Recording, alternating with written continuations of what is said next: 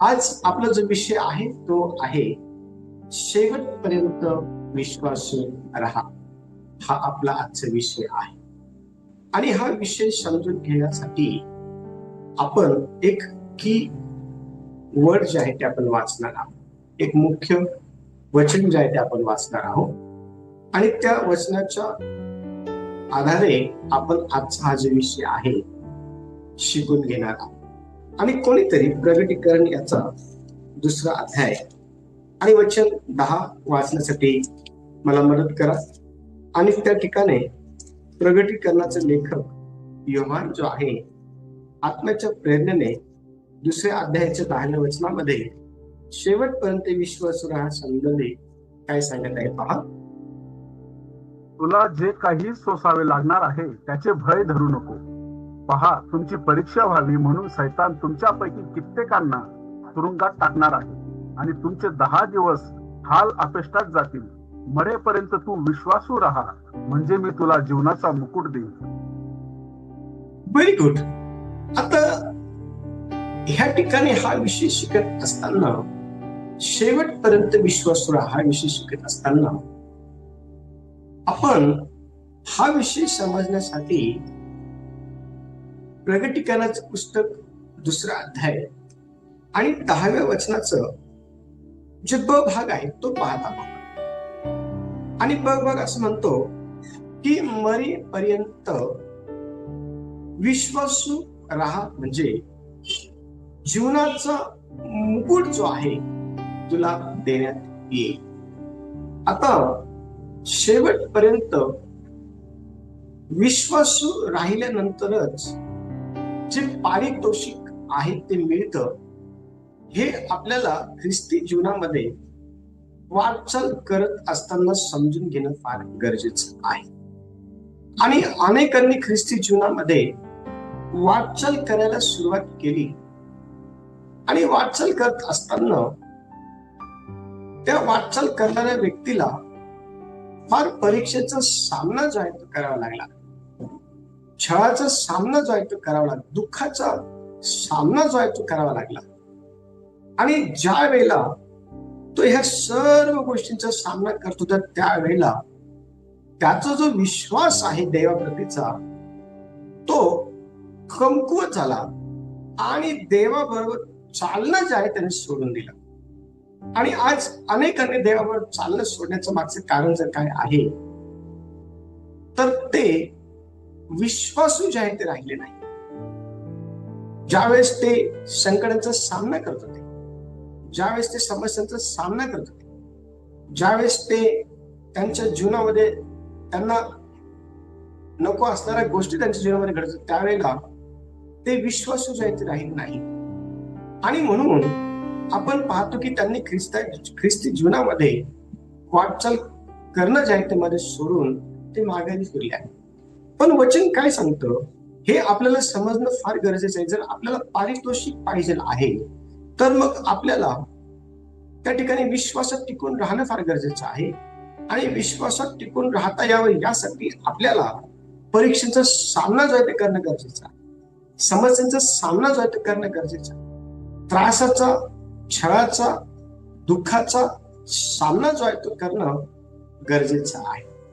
तर आपल्याला पारितोषिक जे आहे ते मिळेल. आणि बघा, ह्या विषयाशी संबंधित जो मुद्दा क्रमांक 1 आहे तो आपण लिहून घेणार आहोत. मुद्दा क्रमांक 1 आहे संकटातही विश्वासू राहा.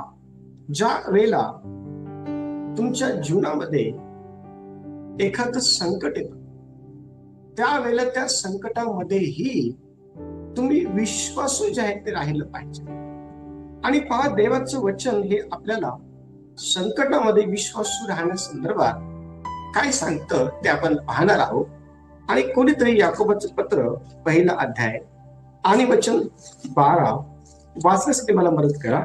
आणि त्या ठिकाणी ह्या पत्राचा जो लेखक आहे तो आत्म्याच्या प्रेरणेने हे पत्र लिहित असताना विश्वासात, संकटात विश्वासू राहण्यासंदर्भात काय सांगत आहे ते आपण वाचून घेणार आहोत.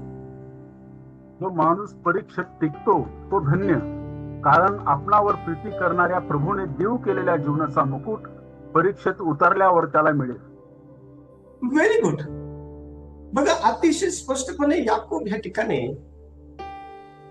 पहिल्या अध्यायाच्या 12व्या वचनाच्या अ भागामध्ये म्हणत आहे की तो माणूस आशीर्वादित आहे जो परीक्षेमध्ये टिकून राहतो. जर तुम्हाला खरंच आशीर्वादित व्हायचं आहे, जर खरंच परमेश्वर देवाचे जे काही आशीर्वाद आहेत ते जर पाहिजे आहे, तर मग परीक्षेमध्ये टिकून राहणं गरजेचं आहे. आणि आज अनेक ठिकाणी परमेश्वर देवाच्या आशीर्वादांना प्राप्त करून घेण्याची इच्छा आहे लोकांची, पण त्या लोकांना परीक्षेत टिकून राहण्याची जी काही इच्छा आहे ती नाही. संकटामध्ये, परीक्षेमध्ये, दुःखामध्ये, छळामध्ये टिकून राहण्याची जी काही इच्छा आहे ती त्यांची नाही. आणि लक्षात द्या, जो व्यक्ती संकटामध्ये टिकून राहतो, जो व्यक्ती परीक्षेमध्ये टिकून राहतो, त्या व्यक्तीला देवाचे जे काही आशीर्वाद आहेत ते मिळतात. आणि पवित्र शास्त्रामध्ये अनेकांचं छळ झालं. पवित्र शास्त्रामध्ये अनेकांवरती दुःख जे आहे ती ओढवली. पण ज्या ज्या लोकांवरती दुःख ओढवली पवित्र शास्त्रामध्ये, त्या प्रत्येक लोकांनी आपण पाहतो की त्या संकटामध्ये परमेश्वर देवाशी जे आहे विश्वास योग्यता जी आहे ती दाखवली. विश्वासूपणा जो आहे तो त्यांनी दाखवला. आपण सर्वच जे विश्वासयोग्य रीतीने परमेश्वरासोबत राहिले, जे संकटामध्ये सापडले, अशा लोकांविषयी पाहणार नाही. तर एक व्यक्ती ज्याने सर्व काही गमावलं, त्याच्या जीवनामध्ये दुःख आलं, त्याच्या जीवनामध्ये संकट आलं, त्याच्या जीवनामध्ये प्रॉब्लेम आले, त्याच्या जीवनामध्ये अनपेक्षितरित्या इतक्या गोष्टींचा सामना जो आहे त्याला करावा लागला, आणि इतका भयानक असा दुःखाचा सामना, संकटांचा सामना जो तो व्यक्ती करत असताना त्याने त्या संकटामध्ये आपण पाहतो की देवाबरोबर विश्वासू राहण्याचा निर्णय जो आहे तो घेतलेला होता, आणि त्याने देवाला सोडलं नाही. आणि बघा, तो व्यक्ती आपल्याला योबाचं पुस्तक पहिला अध्याय 21 आणि 22 वचनातून दिसून येतो. योबाचं पुस्तक पहिला अध्याय आणि 21 आणि 22 वचन पहा काय म्हणत आहे. तो म्हणाला, आम्ही मातेच्या उदरातून नग्न आलो आणि तसाच जेथून नग्न आलो तेथे परत जाणार आहे. परमेश्वराने दिले आणि परमेश्वराने नेले, धन्य परमेश्वराचे नाम. या सर्व प्रसंगात योबाच्या हातून पाप झाले नाही व अनुचित कृत्य केल्याचा आरोप त्याने देवावर केला नाही. Very good. ह्या दोन वचनातून आपल्याला काय समजतं की योबाने जे आहे ना, परमेश्वर देवाला सोडलं नाही. हा, योबाने परमेश्वर देवाला सोडून दिलं पाहिजे होतं अशी इच्छा त्याच्या पत्नीने जी आहे ती दर्शवली होती. ज्या वेळेला आपण योबाचं पुस्तक 2 अध्याय आणि वचन 9 वाचतो, तर त्यातून आपल्याला दिसून येतं की त्याची पत्नी त्याला म्हणाली की तू अजून सत्व धरून राहिला आहे का? देवाचं भय धरणं सोडून दे आणि मरून जा. लक्ष द्या, आपण काय पाहतो, पहिला अध्याय ज्यावेळेस आपण वाचतो, तर ह्या पहिल्या अध्यायामध्ये योबाला कोणकोणत्या संकटांचा सामना करावा लागलेला होता हे यातून आपल्याला समजून येतं. आणि इतक्या संकटाचा सामना योब हा करत असताना देखील तो त्या ठिकाणी खचला नाही. देवाप्रती असलेला त्याचा जो काही विश्वास आहे तो त्या ठिकाणी कमकुवत झाला नाही किंवा देवाचा विश्वास करणं त्याने सोडलं नाही. तो देवाबरोबर विश्वासू राहिला. त्याच्या जीवनामध्ये संकट होती, प्रॉब्लेम होते, अडीअडचणी होत्या, दुःख होतं, भयंकर असा त्रास त्याला होत होता. पण ह्या सर्व प्रसंगामध्ये योबाने परमेश्वर देवाशी जे आहे विश्वासू राहण्याचा निर्णय जो आहे तो घेतलेला होता. आणि लक्ष द्या, परमेश्वर देवाबरोबर विश्वासू योब राहिला असल्या कारणामुळं त्याला परमेश्वर देवाने भरपूर आशीर्वाद जे आहे ते केला. जर आपल्याला आशीर्वादित व्हायचं आहे तर आपल्याला संकटातही परमेश्वर देवाबरोबर विश्वासू जे आहे ते राहिला पाहिजे. आणि जर आपण संकटामध्येही परमेश्वर देवावर विश्वासू राहिला तर परमेश्वर देव आपला तो विश्वासूपणा पाहिल आणि तो आपल्याला आशीर्वाद जो आहे तो दिल्याशिवाय राहणार नाही. आणि बघा, वचन अतिशय स्पष्टपणे आपल्याला सांगत आहे की कशा प्रकारे योग जो आहे ना, योग हा संकटामध्येही, दुःखामध्येही, त्रासामध्येही परमेश्वर देवाबरोबर विश्वासू राहिला. परिस्थिती कशी का असेल, परिस्थिती बदलली तरी देवावरील जो आपला विश्वास आहे तो आपण कधीही बदलू देऊ नये, हे आपल्याला समजणं फार गरजेचं आहे. आणि ज्यावेळेस हे आपल्याला समजत, निश्चित अर्थाने देव हा आपल्याला अधिक आणि अधिक आशीर्वादित केल्याशिवाय राहणार नाही. दुसरा मुद्दा क्रमांक 2 लिहा, लोकांनी सोडले तरी देवाशी विश्वासू राहा. मुद्दा क्रमांक 2 लिहा, लोकांनी सोडले तरी देवाशी विश्वासू राहा. अनेक वेळा लोक आपल्याला सोडून निघून जातात, अनेक वेळा लोक आपली साथ सोडतात आणि लोक आपली साथ सोडतात म्हणून आपण देवाला जे आहे ते सोडून देतो किंवा देवाशी जे आहे ना आपण विश्वासू राहत नाही. आणि हा मुद्दा समजण्यासाठी आपण 2 तिमोथी 4 अध्याय आणि 16 ते 17 वाचणार आहोत. 2 तिमोथी 16 अध्याय 4 अध्याय माफ करा 2 तिमोथी 4 अध्याय आणि 16 आणि 17 वचन काय होत आहे. माझ्या पहिल्या जबाबाच्या वेळेस माझ्या बाजूस कोणी नव्हता, सर्वांनी मला सोडले होते. याबद्दल त्यांचा हिशोब घेण्यात न येऊ तरी प्रभू माझ्या जवळ उभा राहिला. माझ्याकडून घोषणा पूर्णपणे व्हावी आणि ती सर्व परराष्ट्रीयांनी ऐकावी म्हणून त्याने मला शक्ती दिली आणि त्याने मला सिंहाच्या जबड्यातून मुक्त केले. Very good. आता ह्या ठिकाणी आपण पाहतो की कशा प्रकारे लोकांनी जे आहे संत पावलाला सोडून दिलेलं होतं आणि त्या ठिकाणी सर्वांनी त्याला सोडलेलं असताना देखील तो देवाबरोबर विश्वासू राहील. सर्वांनी त्याला सोडलेलं असताना देखील तो देवाबरोबर जे आहे ते विश्वासू राहिला. आणि पहा, ज्यावेळेस देवाचं वचन आपण वाचतो, वचन अतिशय स्पष्टपणे आपल्याला ह्या ठिकाणी दिसून येतं की सर्वांनी मला सोडलं होतं, सर्वांनी मला सोडलं होतं तरीही प्रभू माझ्या बरोबर उभा राहिला होता. लक्ष द्या, देवाबरोबर चालत असताना लोक हे तुमच्या बाजूने असो किंवा नसो, लोक हे तुमच्या बाजूने असो किंवा नसो, तुम्ही देवाशी विश्वासू जे आहे ते राहिला पाहिजे. कारण जो व्यक्ती देवाशी विश्वासू राहतो त्या व्यक्ती बरोबर देव स्वतः उभा राहतो.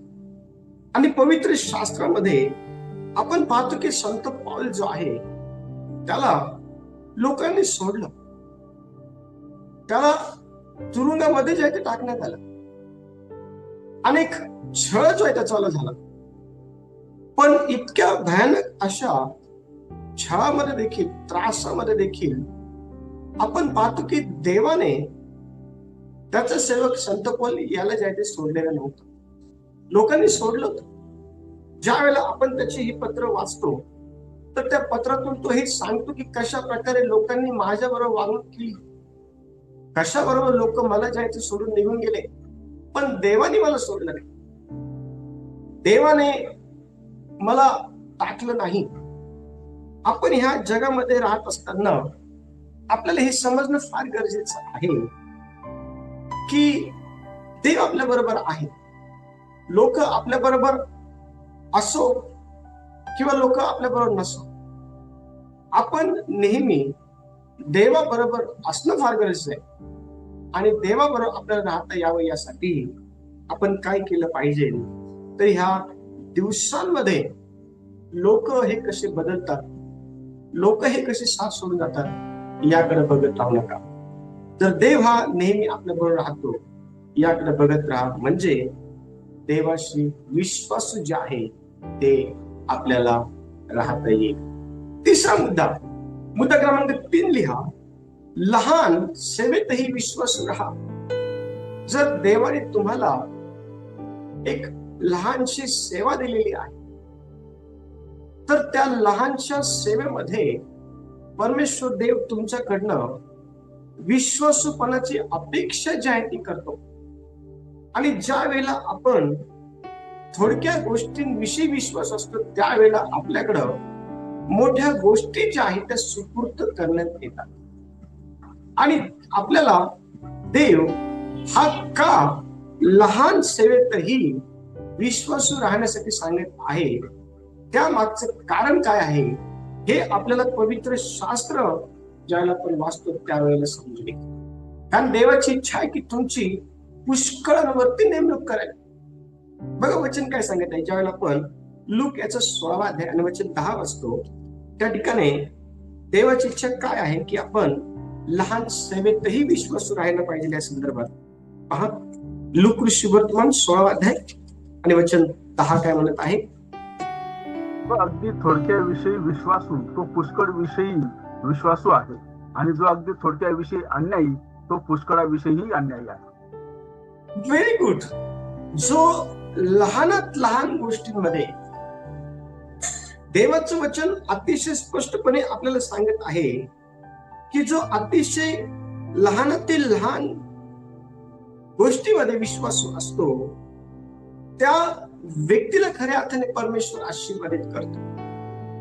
आणि असे अनेक पुढारी आपल्याला पवित्र शास्त्रामध्ये पाहायला भेटतात जे देवाने त्यांना सोपवण्यात आलेली जी काही लहान सेवा आहे किंवा जबाबदारी आहे त्यामध्ये ते विश्वासू राहिले. आणि त्यांचा विश्वासूपणा हा देवाने बघितला आणि परमेश्वर देवाने त्यांना जे आहे मोठी कामगिरी सोपवली. त्यांना जे आहे मोठ्या जबाबदाऱ्या त्यांच्यावरती टाकल्या. आणि मोठ्या जबाबदाऱ्या त्यांच्यावरती टाकण्याच्या मागचं जे काही बॅकग्राऊंड त्यांना मिळालेलं आहे ते हे आहे की ते छोट्याशा गोष्टींमध्ये देवाकडे विश्वास नाही. देव आपल्याकडनं काय अपेक्षा करतो, देवाची इच्छा काय आहे आपल्याकडनं. देवाची इच्छा हीच आहे की आपण लहानातील लहान गोष्टींमध्ये जे आहे विश्वासू राहा. आणि बघा, एक व्यक्ती आपल्याला जो अतिशय लहानातील लहान गोष्टींना घेऊन देवाशी विश्वास होता त्याला कशा प्रकारे परमेश्वर देवाने आशीर्वाद केलं, कशा प्रकारे देवाने त्याच्यावरती मोठी जबाबदारी सोपवली हे आपण समजून घेणार आहोत. कोणीतरी पहिले शमूएल 17वा अध्याय आणि 34 ते 37 वाचण्यासाठी मदत करा. पहिले शमूएल 17वा अध्याय आणि 34 ते 37 काय म्हणते पहा. दावीद शौलास म्हणाला, आपला दास आपल्या बापाची शिरे मेंढे राखत असता एकदा एक सिंह व एकदा एक अस्वल येऊन कळपातील एक कोकरू घेऊन गेले. तेव्हा मी त्यांच्या पाठीस लागून त्याला मारले आणि कोकराला त्याच्या जबड्यातून सोडवले. माझ्यावर त्याने झडप घातली तेव्हा मी त्यांची आयाड धरून त्याला हाणून ठार केले. आपल्या दासाने त्या सिंहाला व अस्वलाला मारून टाकले. हा असून ती फलिस्टीन त्या दोहोंपैकी एक सारखा ठरेल, कारण त्याने जिवंत देवाच्या सेनेला तुच्छ लेखले आहे. दावीद आणखी म्हणाला, ज्या परमेश्वराने मला सिंहाच्या व अस्वलाच्या पंजातून सोडवले तोच मला या फलिस्टांच्या हातून सोडविल. तेव्हा शाऊल दाविदाला म्हणाला, जा, परमेश्वर तुझ्या बरोबर असो. Very good. आता बघा, ह्या ठिकाणी आपण काय पाहतो की दावीद हा मेंढपाळ असताना ही गोष्ट समजून घ्या की कशा प्रकारे दावीद हा मेंढपाळ असताना त्याने त्या ठिकाणी विश्वासूपणा जो आहे तो दाखवलेला होता. आणि त्याचा विश्वासूपणा आपण पाहतो की तो ह्या ठिकाणी सांगित आहे, तो अतिशय स्पष्टपणे ठिकाणी सांगत आहे. दावीद शाऊलला म्हणाला, आपला दास आपल्या बापाची शेरडे मेंढे राखत असता एकदा एक सिंह व एकदा एक अस्वल येऊन कळपातील एक कोकरू घेऊन गेलं. लक्ष द्या, आता एक अस्वल किंवा एक सिंह कळपातील एक कोकरू घेऊन गेल्यानंतर त्या ठिकाणी काही फरक जो आहे तो पडायला नको होता, पण त्या ठिकाणी फरक पडल या अनुषंगातून दाविदाने जे आहे ना, आपण पाहतो की मोठा जो काही पराक्रम आहे त्या कोकऱ्याला त्या सिंहाच्या आणि त्या अस्वलाच्या तावडीतून सोडवण्या संदर्भाचं करून आपल्या बापा बरोबर त्या मेंढरांना घेऊन विश्वासू राहण्या संदर्भात ही कामगिरी केली आपल्याला पाहायला मिळते. लक्ष द्या, ज्या वेळेला आपण लहानातील लहान गोष्टींना घेऊन विश्वासूपणा दाखवतो, त्यावेळेला तो विश्वासूपणा परमेश्वर देव पाहत असतो आणि तो विश्वासूपणा तो कधीही विसरत नाही.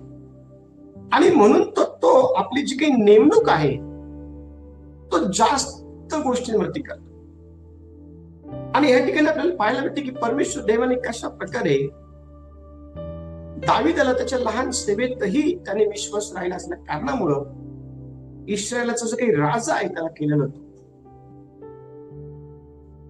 आपण जर देवाबरोबर चालत असताना लहानातील लहान गोष्टींमध्ये जर विश्वास राहिलो तर निश्चित अर्थाने परमेश्वर देव हा आपल्याला अधिक मोठ्या गोष्टी सोपवून दिल्याशिवाय राहणार नाही.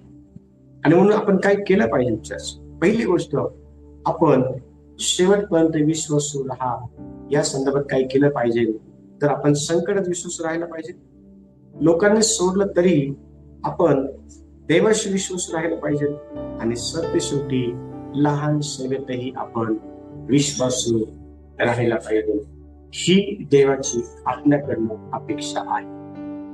देवा या वचनाच्या द्वारे सर्वांना आशीर्वादित करा.